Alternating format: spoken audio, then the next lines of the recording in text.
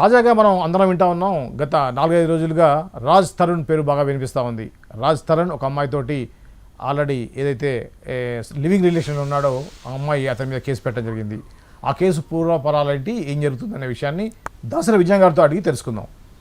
విజయ్ గారు, ఏంటండి రాజ్ తరుణ్ గతంలో కూడా ఒకసారి ఒక కారు యాక్సిడెంట్ సంబంధించిన కేసులో ఇష్యూ అయింది. మళ్ళీ రీసెంట్గా ఒక అమ్మాయి అతని మీద కంప్లైంట్ ఇవ్వడం జరిగింది. అసలు ఏంటి, అసలు ఆ యొక్క పూర్వపరాలు ఏంటి? ఇది కంప్లీట్గా మాట్లాడుకుంటే first opening scene Narsingi police స్టేషన్లో ఒక సంచలన కంప్లైంట్ నమోదైంది. ఒక అమ్మాయి వచ్చి నన్ను ఒకడు 11 సంవత్సరాలుగా వాడుకున్నాడు, లివింగ్ రిలేషన్లో ఉన్నాము, పెళ్లి చేసుకుంటానని నమ్మించాడు, పెళ్లి కూడా చేసుకున్నాడు, ఇప్పుడు వేరే అమ్మాయితో తిరుగుతున్నాడు, నన్ను వదిలేశాడు, నాకు మోసం జరిగింది, న్యాయం చేయండి. నెంబర్ 1. నెంబర్ 2, వాడిని అడగొచ్చు కదమ్మా మరి న్యాయం చేయమని అని అడిగితే, న్యాయం చేయమని అడిగితే బెదిరిస్తున్నారండి, నిన్ను చంపేస్తాను, నరికేస్తాను అని, వాళ్ళ దగ్గర నుంచి నాకు ప్రాణహాని ఉంది అని ఆవిడ కంప్లైంట్ చేసింది. నెక్స్ట్ ఎవరా అని తెర తీపిస్తేనేమో అది హీరో రాజ్ తరుణ్ అనగానే కొంచెం సంచలనమైంది న్యూస్. ఈ అమ్మాయిని అడిగితే పేరు లావణ్య. ఏం లావణ్య, ఏంటి సంగతి? ఏం లేదు, రాజ్ తరుణ్ నేను 2014 నుంచి రిలేషన్లో ఉన్నాం, మాకు అంటే దాన్ని పెళ్లి చేసుకుంటానని చెప్పాడని ఒక సందర్భంలో అనింది, గుళ్ళో పెళ్లి చేసుకున్నామని ఇంకో సందర్భంలో అనింది. 2 మాటల మీద ఉంది యాక్చువల్గా. మొత్తానికైతే ఏదో ఒకటి కలిసి అయితే ఉన్నారు, వాస్తవం అది. ఆ తర్వాత నన్ను డ్రగ్స్ కేసులో ఇరికిచ్చాడు అన్యాయంగా. 45 days నేను జైల్లో ఉన్నాను, అప్పుడు నాకు సహాయం చేయలేదు. ఈ రీసెంట్లీగా అయినా సరే భరిస్తూ వచ్చాను. రీసెంట్గా ఇంకో అమ్మాయిని ఎఫ్ఐఆర్ పెట్టుకున్నాడు, తిరగబడ్ర స్వామి హీరోయిన్, ఆమె పేరు మాల్వి మల్హోత్రా. ఆమె కోసం నేను ఫోన్ చేసి మాల్వి నా రాస్తాను నాకు ఇచ్చేయి, నేను ఆయన బతకలేకపోతున్నాను అని ఆవిడని అడిగితే, ఏమే నేను నిన్ను చంపేస్తా ఇంకోసారి ఫోన్ చేస్తాను, ఆమె వాళ్ళ తమ్ముడు నేను నరికేస్తా అని ఆమెను బెదిరించాడు. నాకు వాళ్ళ తరఫు నుంచి ప్రాణహాని ఉంది అనేది ఈమె వెర్షన్ బేసిక్గా. రాజ్ తరుణ్ వెర్షన్. ఇప్పుడు ఇది విన్న తర్వాత అందరూ వెళ్తారు కదా, రాజ్ తరుణ్ నిజమేంటో చెప్పు అని మైకులు వెళ్తే ఆయన ఏమన్నాడు, పాపం కొంచెం సఫోకేట్ అయ్యాడు, అప్పటికే ఒక టెన్షన్లో ఉంటారు కదా, మన వాళ్ళకేమో అన్నీ కావాలి, ఆరాలు ఆగరు. సో పాపం అప్పటికి పాపం ఆయాసంగా చెప్తానే ఉన్నాడు.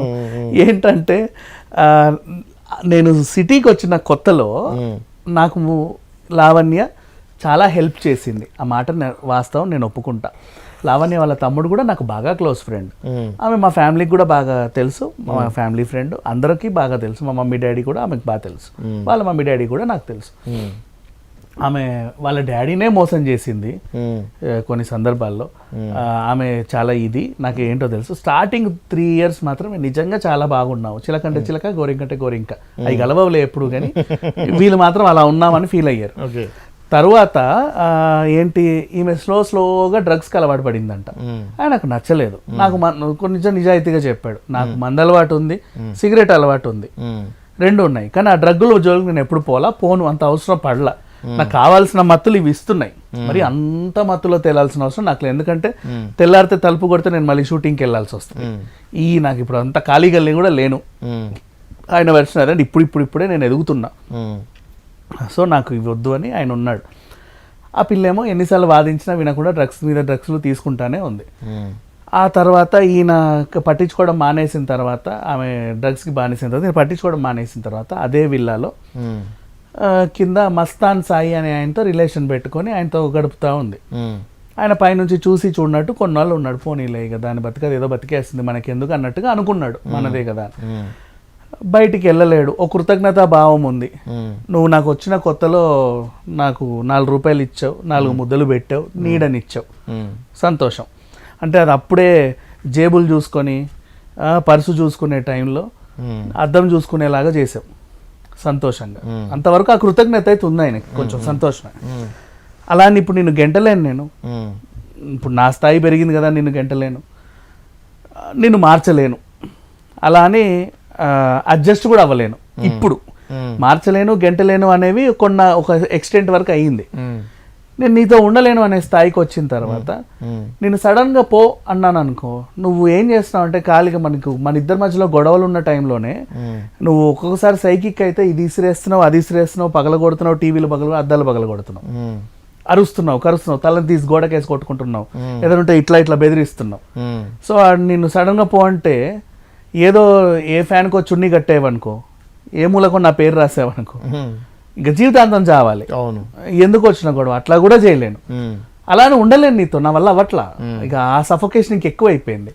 నీ ఫ్రస్ట్రేషన్తో నేను సినిమాలు సరిగ్గా చేయట్లా, అవి సరిగ్గా ఆడట్లా, కాన్సన్ట్రేషన్ పెట్టలేకపోతున్నా యాక్టింగ్ పైన, టైంకి షూటింగ్లకు వెళ్ళలేకపోతున్నా, వాళ్ళు కూడా నా మీద కంప్లైంట్లు ఇస్తున్నారు, నాకు ఏం చేయాలో అర్థం కావట్లా, ఇలా ఉంది.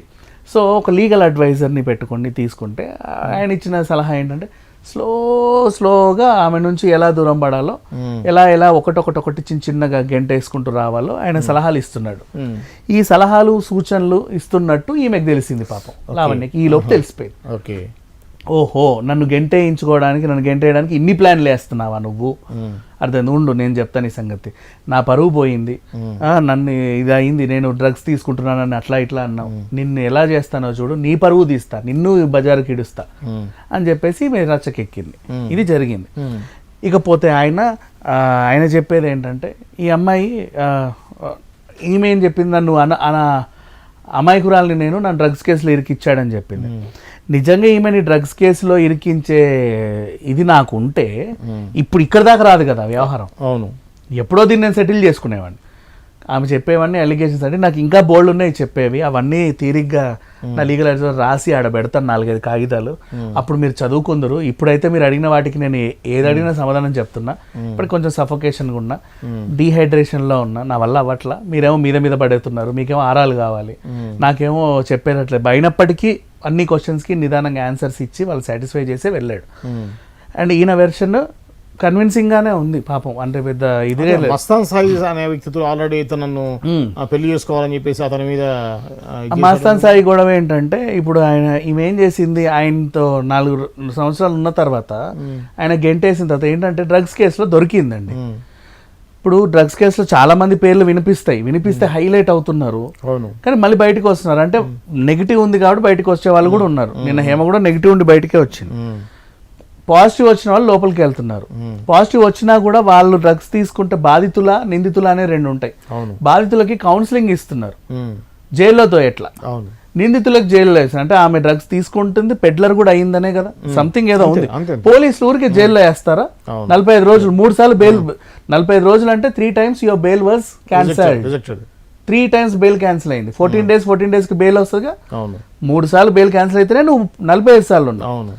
అంటే ఎంత తీవ్రంగా నీ మీద నేరం మోయబడింది, ఆ రకంగా అంత ఉంది. కాబట్టి అప్పుడు కూడా ఏమన్నారు, పలానా లావణ్య అనలా, రాజ్ తరుణ్ ప్రేయసి లావణ్య. మొన్నే ఏదో కారు కేసులో ఏదో చిన్న ఇది ఉంది నా మీద, ఇప్పుడే మళ్ళీ నెట్టుకొస్తున్నానంటే మళ్ళీ రాజ్ తరుణ్ ప్రేయసి డ్రగ్స్ కేసు, రాజ్ తరుణ్ కూడా తీసుకున్నాడా, రాజ్ తరుణే వ్యాపార అన్నట్టుగా వేయడం వీళ్ళు. ఇక పాపం ఆయనకు అనిపించింది ఈమె వల్ల నాకు మళ్ళీ బ్యాడ్ నేమ్, కొంచెం దూరం పెట్టగానే నువ్వు దూరంగా ఉంటే నేను ఇంకొకరిని ఎత్తుక్కోలేనా అని చెప్పి మస్తాన్ సాయిని తీసుకొచ్చింది. ఆయనతో ఉన్న తర్వాత 4 ఏళ్ల తర్వాత ఆయన కూడా మస్తాన్ సాయి నన్ను పెళ్లి చేసుకుంటావా అని అడిగితే, నువ్వు వాడితో 4 ఏళ్ళు ఉన్నావు, నాతో 3-4 ఏళ్ళు ఉన్నావు, ఎట్లా చేసుకుంటా నేను, పో అని బూతులు తిట్టి పోయాడు. ఒళ్ళు మండి గుంటూరు దగ్గరికి వెళ్ళి సేమ్ ఇదే కేసు, నన్ను వాడుకున్నాడు, పెళ్లి చేసుకుంటానని నమ్మించి మోసం చేశాడని మస్తాన్ సాయి మీద FIR కూడా చేసింది. ఆ కాపీ కూడా రాజ్ తరుణ్ దగ్గర ఉంది, ఆయన చూపిస్తున్నాడు. సేమ్ ఇప్పుడు అదే కేసు. ఈయన రీసెంట్లీ 20,000 అడిగింది. ఎందుకు అంటే, ఒకప్పుడు అంటే ఆమె దగ్గర ఉండి ఈయనను చూసుకోగలిగింది, ఈయనకు కూడా కృతజ్ఞత ఉంది.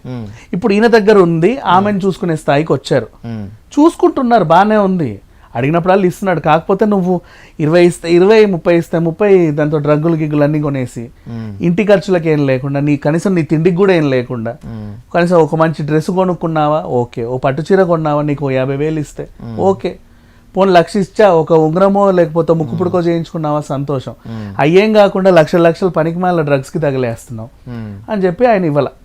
ఇవ్వకు 20,000 అడిగితే ఇవ్వవా అంటే ఇవ్వనన్నాడు. తర్వాత గొడవ అయింది. గొడవ అయితే సరే పోతున్నా బాయ్ అని చెప్పి ఇంట్లోకి వెళ్ళి వచ్చేసాడు. వచ్చి 3 నెలలు అయింది. ఈమెకి ఇంకా ఫ్రస్ట్రేషన్ పీక్స్కి వెళ్ళింది. చిల్లిగవ్వ లేదు, ఇచ్చే ఆయన కూడా దూరం అయ్యాడు, ఫోన్ చేస్తే అసహించుకుంటున్నాడు, గొడవలు అవుతున్నాయి.